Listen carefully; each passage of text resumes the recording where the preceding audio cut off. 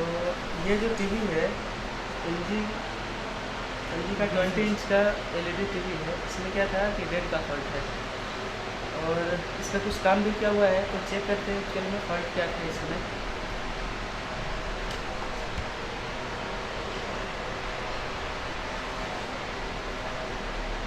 इसमें क्या है, मेन चीज़ तो रिमूव किया हुआ है।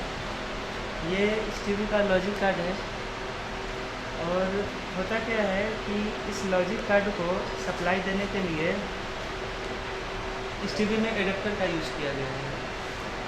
किसी किसी टीवी में आप देखेंगे तो सप्लाई देने के लिए एसएमपीएस कार्ड का यूज़ किया जाता है, पावर सप्लाई का यूज़ किया जाता है जो टीवी के अंदर ही इनबिल्ट होता है।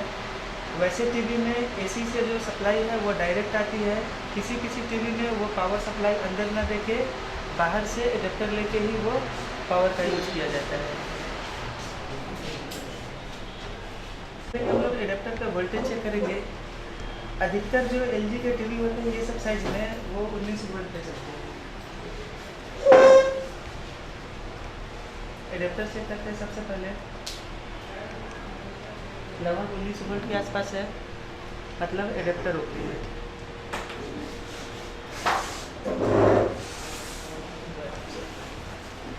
पूरा लॉजिक कार्ड पे स्टडी करते हैं। हाँ, बीप के रेंज में सेट करो।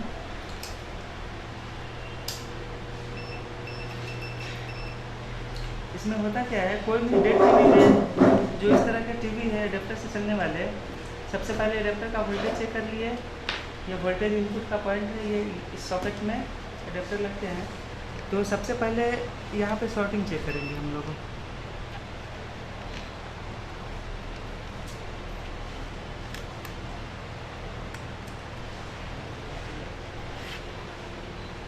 यहाँ पे 19 वोल्ट पे कोई शॉर्टिंग नहीं है।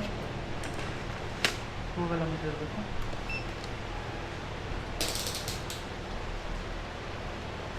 उन्नीस वोल्ट सबसे पहले ये मेन कैपेसिटर में आएंगे। यहाँ से ये 19 वोल्ट जो है रेगुलेटर्स में आएंगे।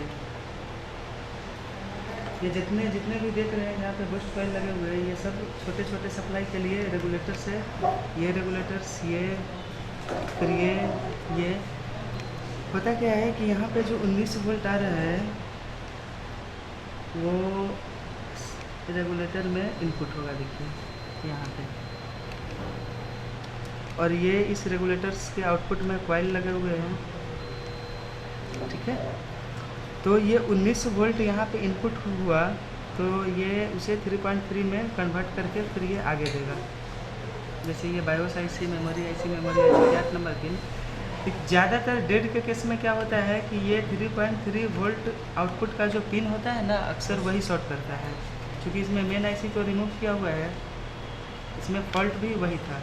ये 3.3 जो था वोल्ट ये शॉर्ट बता रहा था, ठीक है। अभी तो नहीं बता रहा है, तो ये शॉर्ट बता रहा था। तो इस केस में क्या है कि हमने इसे रिमूव किया, तो रिमूव करने के बाद ये शॉर्टिंग दिखाना बंद कर दिया।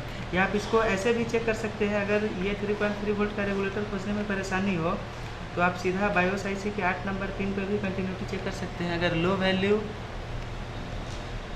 दोनों साइड से अगर लो वैल्यू दिखाए, जैसे 10 ओम 20 ओम 30 ओम के आसपास, या दोनों साइड से बीप दे, तो समझ सकते हैं हम लोग कि 3.3 वोल्ट शॉर्ट है। और इस केस में ज़्यादातर ये मेन चिप ही ख़राब होते हैं और कई बार छोटे फॉल्ट भी आते हैं। जैसे 3.3 यहाँ से आउट हो रहा है तो आउटपुट में लगे हुए एनपीसी वगैरह चेक कर सकते हैं। ये सब ये भी अगर शॉर्ट हो जाए तो 3.3 वोल्ट का शॉर्टिंग बताना शुरू कर देगा।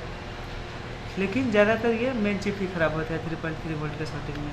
और जब इसे आप छूते हैं तो ये बहुत ज़्यादा हिट भी होता है। तो इसके अनुसार ये मेन चिप फॉल्टी था, इसीलिए इसे रिमूव किए थे।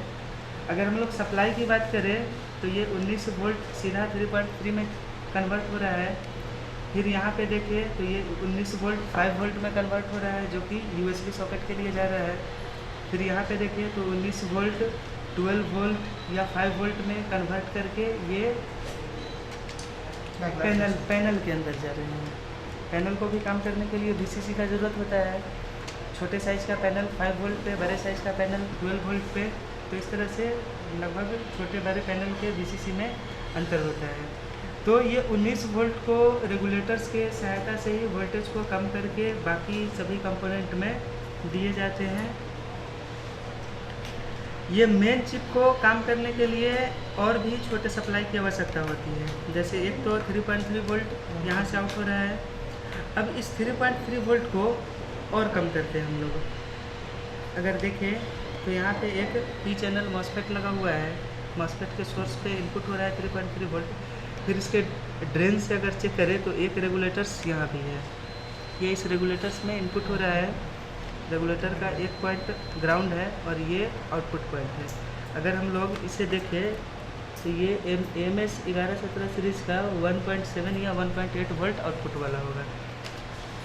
तो क्या हुआ, 19 वोल्ट इधर 3.3 वोल्ट में, ये 3.3 वोल्ट मॉसफेट के थ्रू यहाँ पे जाके 1.7 वोल्ट में एक और छोटी सी सप्लाई बनती है, वो यहाँ पे है। एक और रेगुलेटर्स है, ये 3.3 वोल्ट इसमें डायरेक्ट जा रहे हैं और यहाँ से भी आउटपुट होंगे ये दोनों नॉन पोलर कैपेसिटर पे और यहाँ से फिर ये मेन चिप में जाते हैं। तो ये 1.2 वोल्ट के लिए बना रेगुलेटर्स है। आमतौर पे कोई भी टीवी जब डेड होता है तो हम लोग अक्सर शॉर्टिंग ही चेक करते हैं। 19 वोल्ट शॉर्ट हो सकता है, 3.3 वोल्ट शॉर्ट हो सकता है, 1.7 वोल्ट शॉर्ट हो सकता है, 1.2 वोल्ट शॉर्ट हो सकता है। इसके अतिरिक्त यहाँ से जो वोल्टेज निकल रहे हैं, जैसे ये वाले रेगुलेटर्स USB के लिए है, अगर ये रेगुलेटर्स का आउटपुट शॉर्ट हो जाए तो भी शॉर्टिंग का फॉल्ट आ सकता है, टीवी डेड हो सकता है। फिर इधर वाले जो रेगुलेटर्स है वो 5 वोल्ट इधर पैनल को देने के लिए है, ये भी शॉर्ट हो जाए तो भी शॉर्टिंग का फॉल्ट आ सकता है। अक्सर 3.3, 1.2 और 1.8 के शॉर्टिंग के केस में मेन चिप का फॉल्ट होता है। कई बार ये 19 वोल्ट भी शॉर्ट होता है। उस केस में हम लोग ये पता करेंगे कि ये 19 वोल्ट डायरेक्ट कौन कौन से सेक्शन में जा रहा है। तो पता चलेगा कि ये 19 वोल्ट इधर ऑडियो एम्पलीफायर IC में जा रहे हैं। अगर ये ऑडियो एम्पलीफायर IC शॉर्ट हो जाए तो भी 19 वोल्ट वाले पॉइंट पे शॉर्टिंग दिखाना शुरू कर देगा यहाँ पे। फिर यही 19 वोल्ट बैकलाइट कंट्रोलर IC मतलब बैकलाइट सेक्शन में जा रहे हैं। अगर यहाँ पे कुछ शॉर्टिंग होती है तो 19 वोल्ट शॉर्ट दिखाना शुरू करेगा। तो इस प्रकार डेड टीवी में ज़्यादातर शॉर्टिंग का केस आता है और उसे सही करने का भी तरीका यही है। मतलब बड़ा और छोटा जो कुछ भी सप्लाई है, जो प्राइमरी सप्लाई इन कर रही है और जो रेगुलेटर से कम करके जो आउट हो रहा है, वो सभी वोल्टेज और सभी सप्लाई के पॉइंट पे हम लोग शॉर्टिंग चेक करेंगे।